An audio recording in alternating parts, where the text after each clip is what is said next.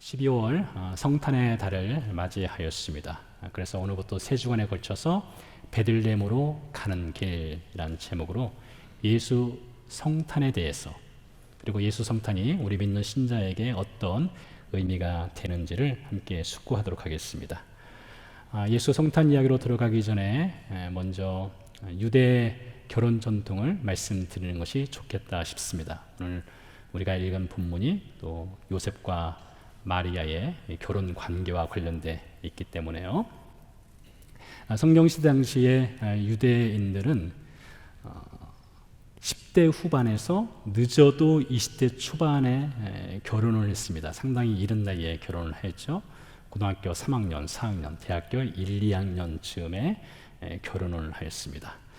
당시 결혼 풍습을 보면 먼저 약혼식을 합니다.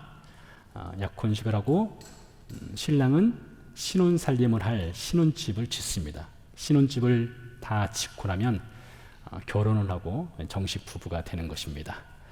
약혼 기간일 중에도 서로를 향해서 남편과 아내로 부를 수가 있었습니다. 오늘 본문에도 보면 요셉과 마리아가 남편, 아내 이런 표현들이 등장하는 것을 볼 수가 있지요.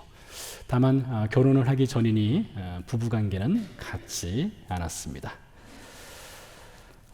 요셉과 그의 피앙세 마리아는 갈릴리 남서쪽에 있는 나사렛이라고 하는 아주 작은 시골 산골에 살고 있었습니다. 요셉은 성경에 기록되어 있지 않지만 그때 전통에 따라서 신혼집을 짓고 있었을 것입니다. 신혼의 단꿈을 꾸고 있었겠죠. 그러던 어느 날 요셉의 약혼녀인 마리아가 결혼도 하기 전에 임신하였다는 충격적인 사실을 알게 됩니다. 요셉 입장에서 볼 때는 약혼녀 마리아에게 다른 남자가 생겼구나라는 합리적인 의심을 할 수밖에 없었겠죠. 꿈이 깨어졌습니다.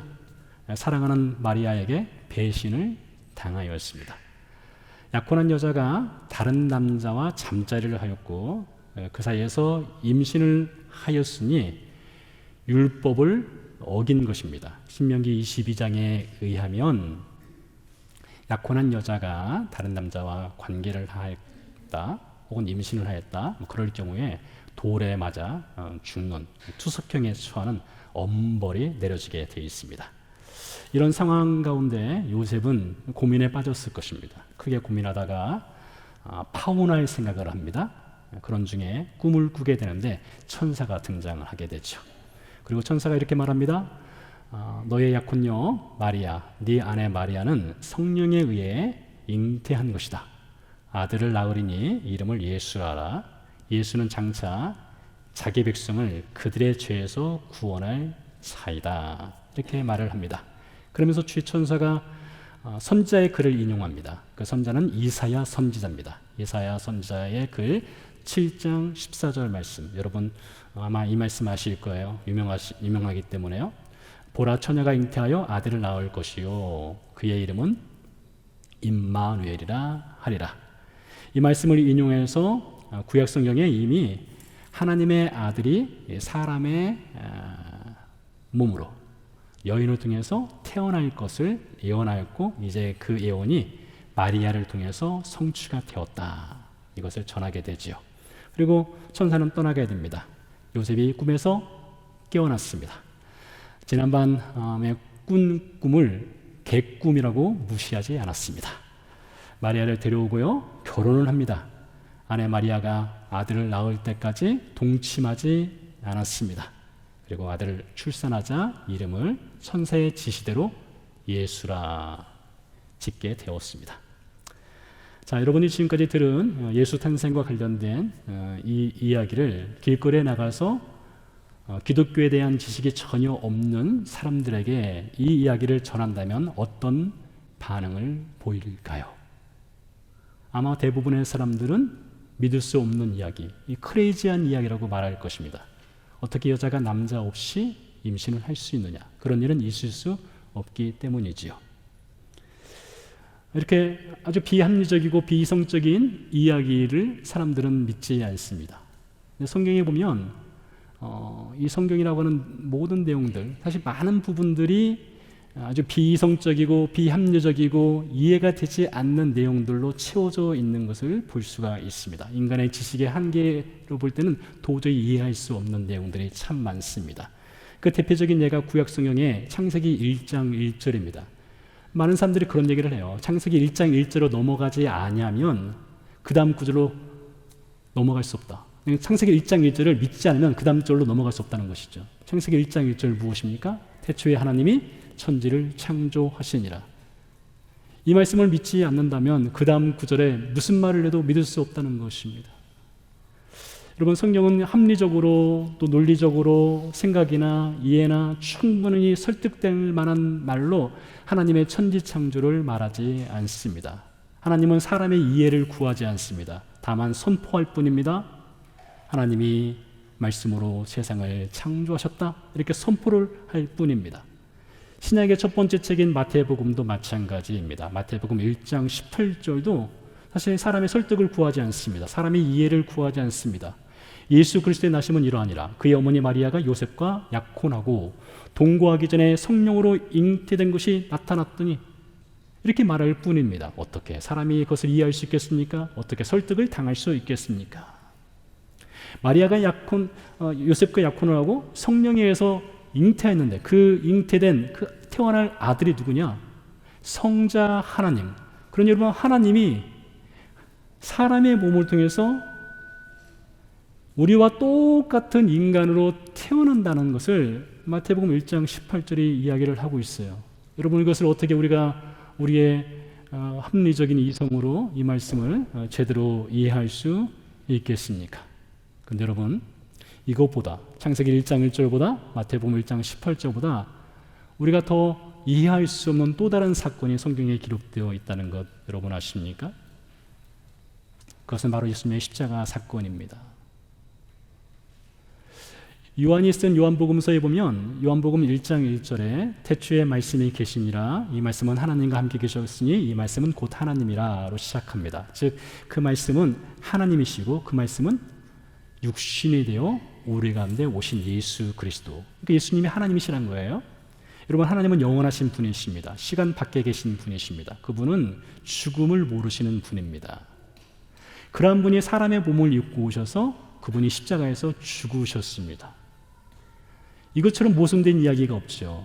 영원하신 분이 시간 속으로 들어오셨고 사람의 몸을 입으셨고 십자가에서 죽으셨다. 거룩하신 분이 거룩하지 않은 인생을 위해서 죽으셨다. 영원하신 분이 죽으심으로 자신의 영원한 생명을 영원히 살 수 없는 인생들에게 전가시켜 주셨다. 이것처럼 모순되고 비합리적이고 비성적이고 이해할 수 없는 이야기가 없습니다. 그래서 바울이 고린도전서 1장에서 그렇게 말합니다. 고린도 교회 신자들이 지혜를 구하고 지식을 구하고 이성적으로 십자가를 이해하려고 하였을 때 그들을 향해서 이렇게 말해요. 하나님의 무한한 지혜, 이 십자가는 하나님의 무한한 지혜인지라 사람의 지식과 사람의 이성과 사람의 합리적인 사고로 이것을 이해할 수 없다. 십자가는 하나님의 신묘막측한 지혜이다. 이렇게 접근하는 것을 볼 수 있습니다.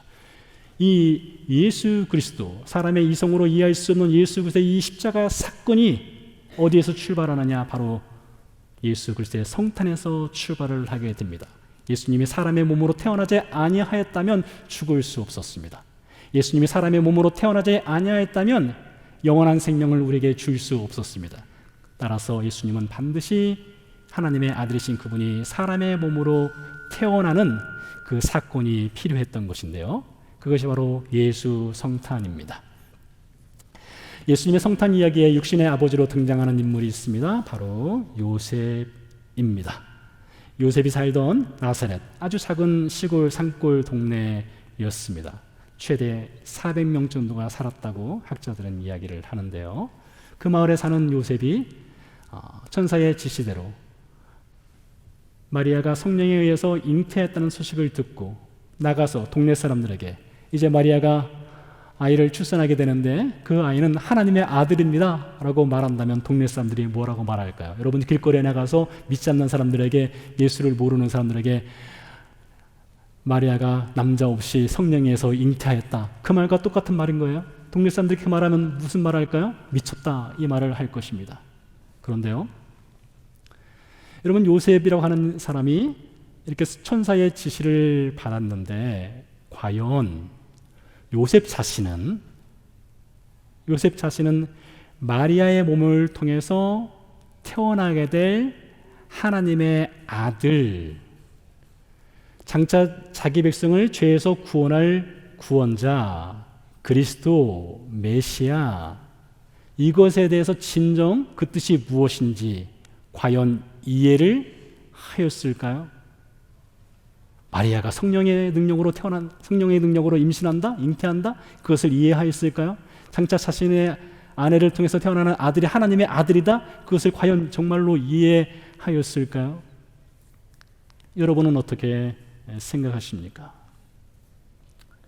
우리가 성경을 읽다 보면 요셉이라고 하는 사람은 이렇게 천사의 지시를 받고 마리아가 실제로 하나님의 아들을 잉태하고 태어나는 것을 직접적으로 목격했지만 요셉은 천사의 지시 내용을 제대로 이해하지 못했다는 것을 알 수 있습니다. 요셉은 태어난 아들이 정말로 하나님의 아들인지 잘 몰랐어요. 그러한 내용들을 확인할 수가 있는데요. 예를 들면은 마리아가 베들레헴에서 예수를 출산을 하게 되지요. 그때 들판에서 양떼를 치던 목동들이 요셉과 마리아를 찾아옵니다. 그리고 예수를 가리켜서 이렇게 말합니다. 천사의 지시를 받고 그들이 말하는 거예요. 이가 바로 그리스도다. 즉 당신들이 지금 낳은 아이가 구세주고 구원자이고 그리스도고 메시아다, 이렇게 전합니다. 그때 요셉이 어떤 반응을 보였을까요? 누가복음 2장 18절 말씀에 보니까 이렇게 말하고 있습니다. 듣는 자가 다 목자들이 그들에게 말한 것들을 놀랍게 여기되, 여기서 듣는 자는 요셉을 포함하는 것입니다. 요셉이 자신의 아내 마리아가 낳은 아이가 하나님의 아들이고 그리스도, 구원자라는 소식을 듣고 깜짝 놀랐다라고 되어 있어요. 사실 요셉은 그 전에 이미 들었습니다. 주의 천사를 통해서 예수라고 하는 인물이 태어날 것인데 그는 하나님의 아들이고 그를 통해서 죄사함 받는 그런 일이 있을 것이라는 것을 이미 들었어요. 그때도 깜짝 놀랐을 것입니다. 다시 한번 목자를 통해서 들었을 때 그냥 놀라고 말아요. 이해를 못합니다. 자, 예수님이 태어났습니다. 태어난 다음에 8일째 된 날 예수님이 할례를 받으셨어요. 여러분, 할례가 무엇인지 아시죠? 할례는 남자아이 성기 끝자락을 잘라주는 의식입니다. 예수님이 할례를 받고 나서 33일을 더 보낸 후에 유대 율법에 따라서 마리아가 정결 의식을 치르기 위해서 예루살렘 성전을 방문하게 됩니다. 요셉과 마리아가 아기 예수를 안고 예루살렘 성전을 향해 갔겠죠. 근데 예루살렘에서 누굴 만나느냐? 시므온이라고 하는 사람을 만나게 됩니다. 근데 하나님께서 시므온에게 이런 약속을 해 주셨어요. 너는 그리스도를 보기 전에는 죽지 않을 것이야 라는 약속을 해 주셨어요. 그래서 시므온이라고 하는 인물은 성전에 거하면서 언젠가 자신을 찾아올 그리스도를 기다리고 있었습니다. 근데 마침 저 멀리에서 마리아가 아기 예수를 품에 안고 오는 것이 보이는 거예요. 시몬은 보자마자 알았어요. 보자마자 저가 하나님이 말씀하신, 약속하신 그리스도 구원자구나, 이걸 알았어요. 시몬이 얼마나 기뻤겠습니까? 그래서 마리아와 요셉에게 가죠. 가서 말을 합니다. 당신들이 안고 있는 아기가 하나님이 약속하신 그리스도 구원자입니다. 목동들이 말했던 것과 똑같은 말을 전하는 겁니다. 그때 요셉이 어떤 반응을 보였을까요? 똑같습니다. 그의 부모가 그의 말들을 듣고 놀랐다, 이렇게 누가복음에 기록되어 있는 것을 볼 수 있습니다. 한 장면 더 볼까요? 예수님께서 12살이 되었을 때입니다. 당시 유대 아이들은 남자아이가 12살이 되면 이제 율법을 지켜 살 수 있는 그런 책임이 주어집니다. 그래서 예수님께서 12살이 되었을 때에 유대 율법이 명하는 대로 절기, 유월절, 오순절, 추mak절 이런 절기 때 예루살렘에 올라가서 예배를 드려야 했습니다. 예수님께서 10살 때 마리아와 요셉을 따라서 예루살렘에 올라가게 되죠. 함께 예배를 드렸습니다. 절기를 지켰습니다. 다시 나사렛으로 돌아가는 여정 중에 찾아보니 아들이 안 보여요. 예수가 미싱이 된 겁니다. 얼마나 놀랐겠습니까? 그래서 아들 예수를 찾기 위해서 다시 예루살렘으로 요셉과 마리아가 가죠. 4일 길을 헤맸습니다. 3일 동안 헤매면서 아들을 열심히 찾았어요. 예루살렘 성전에 올라가서 아들을 발견하게 됩니다. 예수께서는 그때 랍비들과 성경에 대해서 Q&A 묻고 답하고 그런 것을 하고 있었습니다. 그때 마리아가 이렇게 말을 합니다. 아이야, 어찌하여 우리에게 이렇게 하였느냐? 보라, 내 아버지와 내가 근심하여 너를 찾았다. 저 같으면 등짝 스매싱 할 텐데 마리아는 정말 젠틀했습니다. 그때 예수님께서 이렇게 답을 합니다. 어찌하여 나를 찾으셨습니까? 당돌하죠? 내가 내 아버지 집에 있어야 될 줄을 모르셨습니까? 정말 황당한 답을 예수님께서 하는 것을 볼 수 있습니다. 근데 이어지는 누가복음 2장 50절에 보니까 그 부모가, 즉 마리아와 요셉이 예수께서 하시는 말씀을 전혀 깨닫지 못했다, 이렇게 말을 하고 있습니다. 자, 요셉이 천사의 지시를 받았는데 태어날 아기가 하나님의 아들이고 구원자라는 지시를 받았는데 이해를 못했습니다. 목동들이 찾아와서 그리스도다 해도 이해를 못했습니다. 시몬이 그리스도다 해도 이해를 못했습니다. 예수 스스로가 내가 하나님의 아들이야 라고 말해도 이해를 전혀 못했습니다. 잘 들어보시기 바랍니다. 요셉이 이렇게 이해를 하지 못했지만 요셉은 천사의 지시를 받고 순종했습니다. 이해가 되지 않는다 할지라도 순종하였던 것입니다. 여러분, 답을 알아서 순종합니까? 답을 알아서 순종하는 것이 아니라 답을 몰라도 순종하는 것입니다. 그 모습을 요셉이 보여주는 것이에요. 우리가 성경을 보면은 하나님께서 성경 인물들을 직접 찾아오시는 장면들을 흔히 볼 수 있습니다. 인생의 문제 속에 빠져서 끙끙 앓고 있을 때 하나님이 찾아오셔서 말씀하시고 가르쳐 주시는 장면들을 볼 수 있어요. 여러분, 그런 장면들을 보면은 지금 우리가 처한 현실과 너무나 괴리감이 느껴질 때가 있습니다. 여러분, 우리의 처한 현실을 보면은 삶에 복잡 다양한 문제들이 있지 않습니까? 그래서 우리는 하나님께 기도합니다. 왜 이런 문제가 저에게 생겼습니까? 어떻게 해결해야 됩니까? 어떻게 해야 됩니까? 어떻게 살아야 됩니까? 이런 문제들을 가지고 우리가 하나님께 기도하며 묻곤 하지요. 근데 여러분, 하나님의 주특기가 뭔지 아세요? 여러분 많이 경험하고 있는 겁니다. 하나님의 주특기가 무엇이냐? 하나님의 주특기는 사일런스예요. 하나님의 주특기는 침묵입니다. 어쩜 그렇게 침묵을 잘 하시는지. 입이 너무 무거우세요. 말씀을 하지 않으세요. 그래서 우리가 참 답답함을 느끼지 않습니까? 그런데 성경에 보니까 하나님은 자주 찾아오시네요. 막 말씀하시네요. 문제에 빠진 성경 인물들에게 문제 해결점을 보여주시네요. 그래서 우리가 참 부럽습니다. 그런 내용들을 읽을 때마다요. 그런데 말입니다. 이렇게 하나님이 성경의 인물들을 자주 찾아오시고 말씀하시고 무엇인가 가르쳐 주기 때문에 성경 속 인물들은 인생을 살아가면서 삶의 문제를 만났을 때에 척척 그 문제들을 해결하면서 정답을 찾고 해결해가면서 그렇게 살았을까요? 그들은 우리와 뭔가 좀 다른 삶을 살았을까요? 하나님이 그들에게 나타나셨기 때문에요. 여러분, 창세기의 아브라함을 보십시오.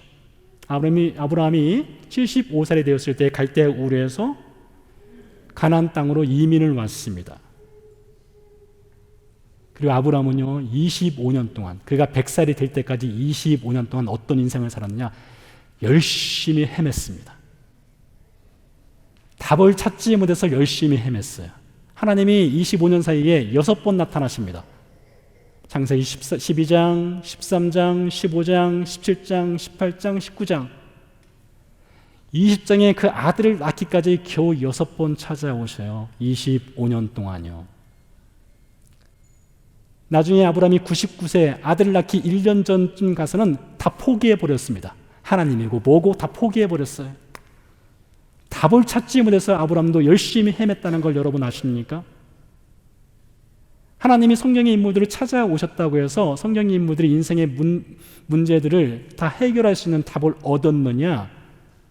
아닙니다. 욥은 어떻습니까? 욥기 3장 이하에 보면 욥이 열심히 하나님께 질문을 던지죠. 아마 여러분 가운데 욥과 같은 그런 고난을 겪는 분 없을 것입니다. 또 없어야 할 것입니다.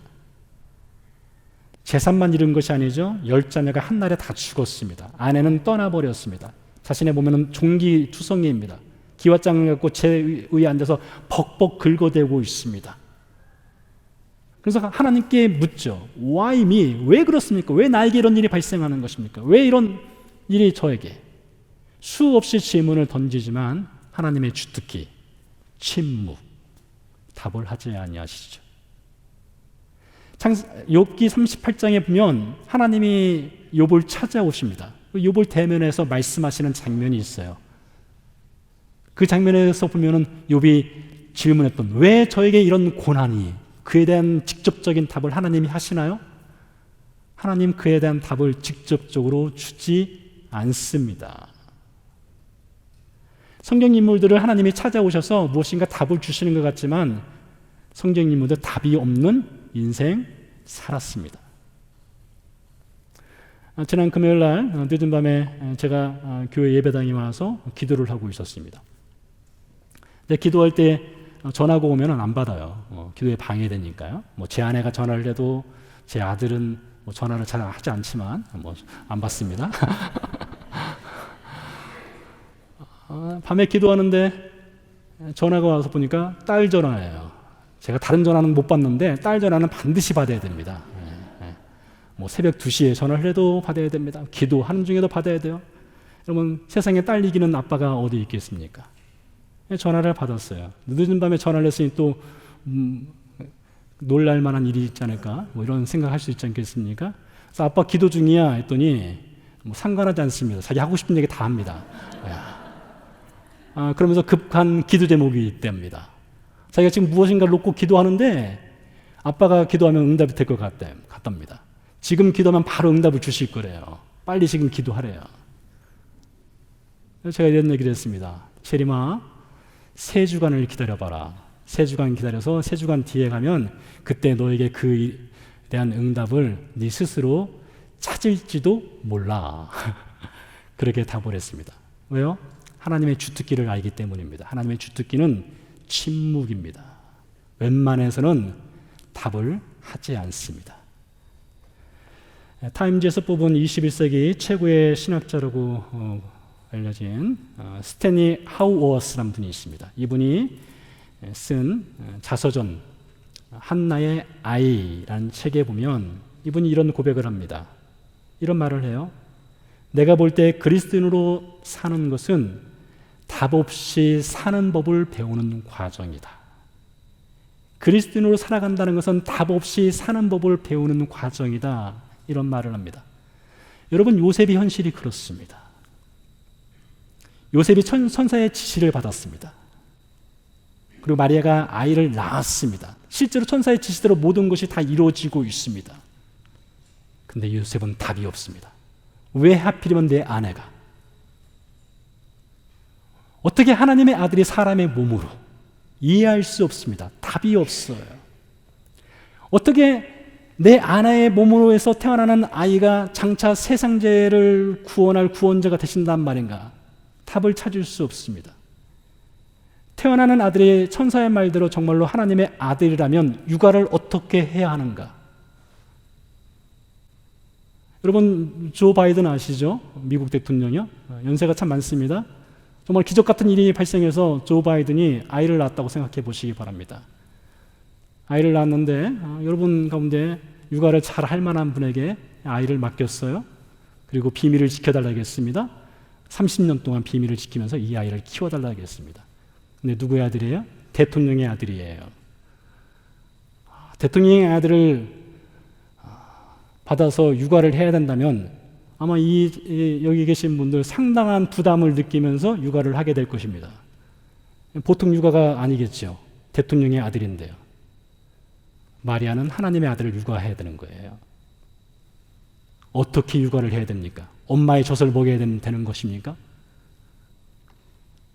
아이가 말 안 들을 때, 예수가 태어나서 말 안 들을 때 어떻게 해야 됩니까? 매를 들어야 되는 것입니까? 하나님의 아들을 사람이 때려야 되는 것입니까? 어디 가서 이 신의 아들을 양육할 수 있는 육아 매뉴얼을 어디에서 얻을 수 있겠습니까? 주의 천사가 말씀했으니 순종은 하겠으나 답이 없습니다. 육아 매뉴얼도 없고 어떻게 키워야 되는지도 모르겠고 답이 없는 거예요.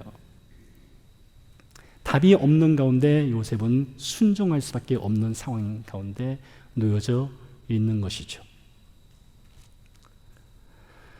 마태복음에 요셉이 있다면 구약성경에 동묘인 또 다른 요셉이 등장합니다. 여러분이 아시는 야곱의 아들, 11번째 아들 요셉입니다. 요셉은 창세기 37장에 등장을 해서 창세기 50장까지 상당히 긴 분량이 요셉에 관한 이야기로 이어집니다. 17살 때였습니다. 아버지께서 형들을 찾아가서 형들이 양치기를 잘하고 있는지 보고 오라 해서 형들을 찾아서 떠났다가 형들에게 붙잡힙니다. 형들에게 팔립니다. 노예가 됩니다. 애굽에 끌려갑니다. 보디발 장군 집에서 노예 생활을 시작하게 됩니다. 여러분, 요셉이라고 하는 인물은요, 형들이 들판에서 양치기를 하고 있을 때에 집에서 노는 철부지 어린애였습니다. 요셉은요, 일에 대해서는 일도 모르는 아이였습니다. 17살짜리가 뭐 사실 알겠습니까? 근데 먼 나라, 말도 통하지 않는 나라에 가서 갑작스럽게 종이 되어버린 것입니다. 정말로 멘붕이 오지 않았겠습니까? 게다가 보디발 아내의 유혹을 피하였다가 강간 미수범으로 몰려 억울하게 옥살이를 하게 되었습니다. 노예 생활에서 옥살이까지 도합 13년을 그렇게 살았습니다. 여러분, 20대 때를 노예와 옥살이를 하게 된 거예요. 인생의 가장 찬란한 시기, 아름다운 시기, 그 20대를 그렇게 보낸 것입니다. 인생이 꼬여도 보통 꼬인 게 아닙니다. 제대로 꼬여버렸습니다. 하나님이 도대체 무슨 일을 하시는지 알 수가 없습니다. 도무지 알 수 없습니다. 답이 없습니다. 답이 없는 인생 시간을 노예와 옥살이로 13년을 보내고 있는 것이었습니다. 말씀드렸죠?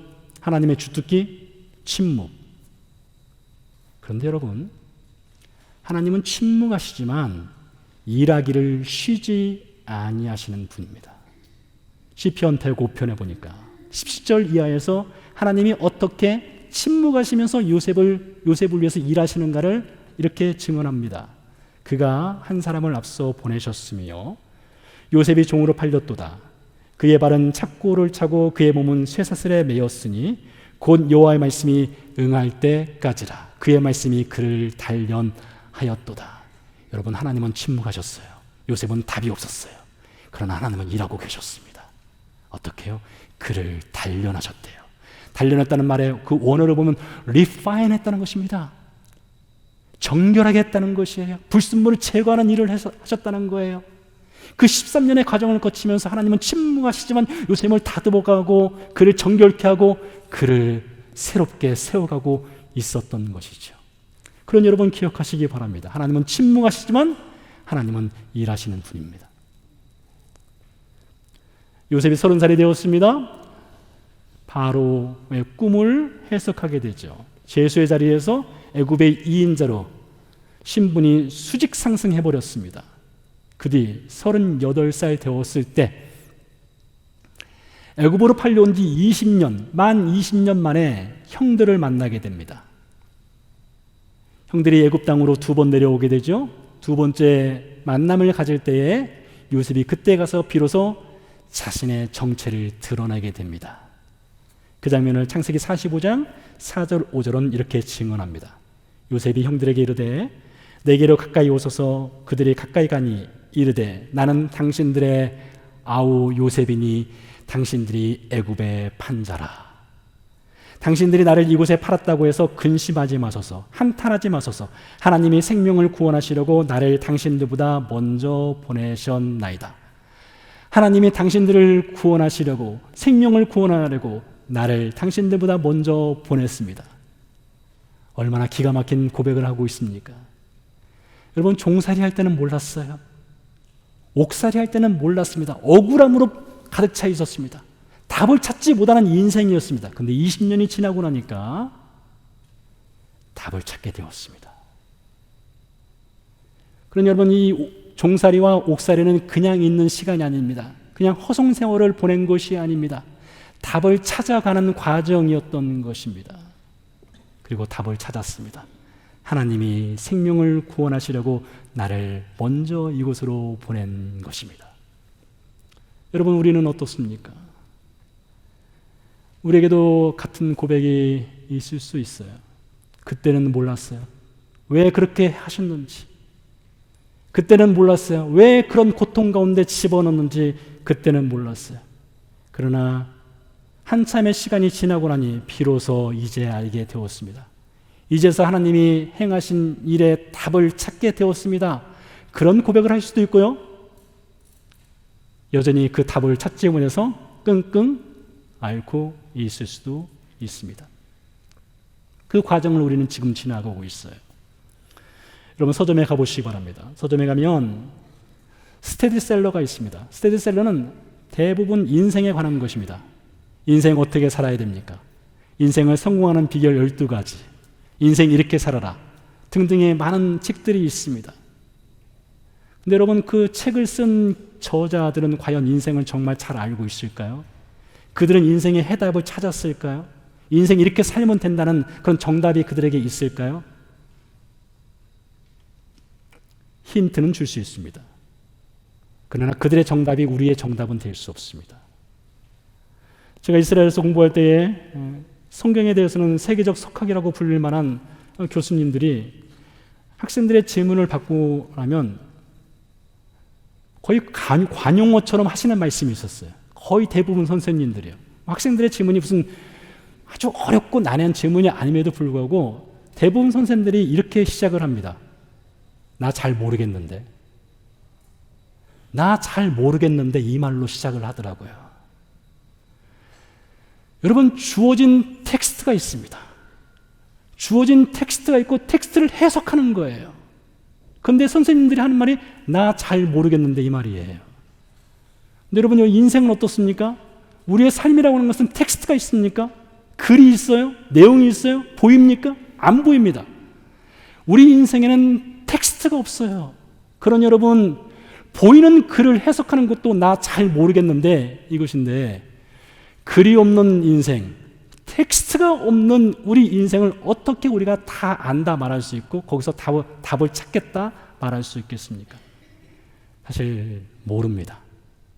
답이 없습니다. 여러분, 이 성경도요, 성경도 신자가 묻는 질문에 다 답을 해주느냐? 그렇지 않습니다. 여러분, 성경에서 인생의 모든 문제를 찾기 위해서 성경을 찾아 헤매지 마십시오. 성경은 그런 것에 모든 우리 인생의 문제에 답을 다 해주는 것이 아닙니다. 그런데 여러분, 잘 들어보시기 바랍니다. 성경이 우리 인생 문제에 모든 답을 주지 않지만 분명하고 명확하게 답을 해주는 것 하나가 있습니다. 오늘 본문 21절 말씀입니다. 아들을 낳으리니 이름을 예수라 하라. 이는 그가 자기 백성을 그들의 죄에서 구원할 자이심이라. 무엇입니까? 성경이 제시한 분명한 답. 죄에서 구원받는 길입니다. 다른 건 몰라도 성경은 이것은 분명하게 우리에게 가르쳐주고 있습니다. 예수 그리스도가 죄에서 구원받는 유일한 답이 되신다. 여러분, 예수 성탄의 목적이 무엇입니까? 예수 성탄의 목적은 자기 백성을 그들의 죄에서 구원하기 위해서 예수 성탄이 기록된 것이고 역사적 사건으로 일어난 것입니다. 그런 여러분, 저는 여러분께 오늘 이 시간 질문을 하고 싶습니다. 여러분, 우리 인생에 텍스트가 없는 인생에 여러 문제들의 답은 찾지 못했지만 여러분, 예수라는 답은 찾으셨습니까? 여러분의 인생의 문제는 답이 없을지라도 여러분의 구원의 문제에 있어서는 예수라는 답을 여러분 찾으셨습니까? 예수님께서 이렇게 말씀하셨습니다. 내가 곧 길이요 진리요 생명이니 나로 말미암지 않고는 아버지께로 올 자가 없다 하셨습니다. 기억하십시오. 예수님이 죄에서 구원받을 수 있는 유일한 정답이 되시는 분입니다. 이렇게 구원의 답이 되시는 예수님이 오늘 본문에 보니까 임마누엘 하신다 했습니다. 하나님이 우리와 함께 하신다. 하나님이 우리와 함께 하신다는 것은 문제 해결사로 함께 하시는 분이 아닙니다. 하나님이 우리와 함께 하신다, 예수님이 우리와 함께 하신다는 것은 예수님이 우리의 삶의 문제 속으로 들어오신다는 것이에요. 그리고 우리와 함께 하시고 동행하신다는 것입니다. 여전히 답이 없어서 답답하고 끙끙 앓고 있지만 우리 가운데 함께 하시고 그 문제를 같이 짊어지고 가시는 분이 예수님이라는 거예요. 그래서 바울이 이렇게 말하죠. 생각하건대 현재의 고난은 장차 우리에게 나타날 영광과 좋게 비교할 수 없다.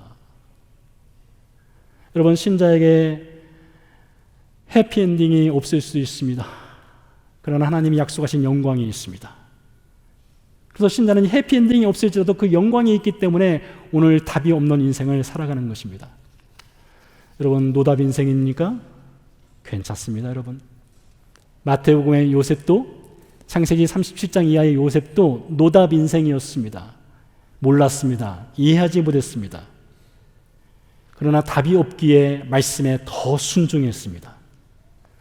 답이 없기에 더욱 예수님께 매달렸습니다. 답이 없기 때문에 더욱 예수님을 붙잡았습니다. 여러분, 기억하십시오. 삶이라는 시험지는 우리에게 주어졌습니다. 그러나 그 누구도 만점짜리 정답을 쓸 수는 없습니다. 또한 삶이란 시험지에 가장 어울리지 않는 단어가 있다면 wrong answer입니다. 오답입니다. 여러분, 삶의 시험지에 어떤 답을 쓰더라도 거기에는 오답이 없어요. 잘못된 답이 없습니다. 실패도 없습니다. 아시겠지만 자전거를 배울 때 넘어졌다고 해서 우리는 실패했다 하지 않습니다. 넘어짐은 일어섬을 위한 매우 중요한 동작입니다. 필요한 연습입니다. 내 인생에 답이 없을지라도 신자는 말씀에 순종합니다. 내 인생의 문제의 해결자를 찾기보다 예수를 찾습니다. 예수를 만납니다. 예수와 동행합니다. 기도하시겠습니다. 살아계신 아버지 하나님, 감사합니다. 하나님의 은혜와 하나님의 긍휼로 그 아들 예수 그리스도를 여인의 몸에서 나게 하시고 세상 죄를 지고 하는 어린 양이 되게 하시고 우리를 죄에서 구원해 주시니 감사를 드립니다. 우리가 인생을 살아가면서 노답 인생, 답을 얻지 못하고 찾지 못하는 인생을 살아가지만 우리에게 주어진 분명한 답, 예수 그리스도를 만날 수 있는 은혜 허락하신 것 감사를 드립니다. 하나님, 예수 성탄의 계절을 맞이하여서 우리에게 베풀어 주신 그 하나님의 긍휼과 은혜를 깊이 묵상하게 하시고 답이 없을지라도 답이 되어 주시는 예수 그리스도를 순종하며 따라갈 수 있도록 축복해 주시옵소서. 이제는 그 아들을 보내신 하나님의 크신 사랑과 십자가에서 죽고 부활하심으로 우리를 하나님의 자녀 삼아 주신 예수 그리스도의 은혜와 우리 안에 살아계셔서 임마누엘, 답이 없는 인생에게 답이 되어 주시는 예수 그리스도를 믿고 따를 수 있는 믿음 주시는 성령님의 은혜가 예배를 마치고 삶의 현장으로 돌아가는 성도의 삶 가운데 함께 하시기를 간절히 축원하옵나이다. 아멘.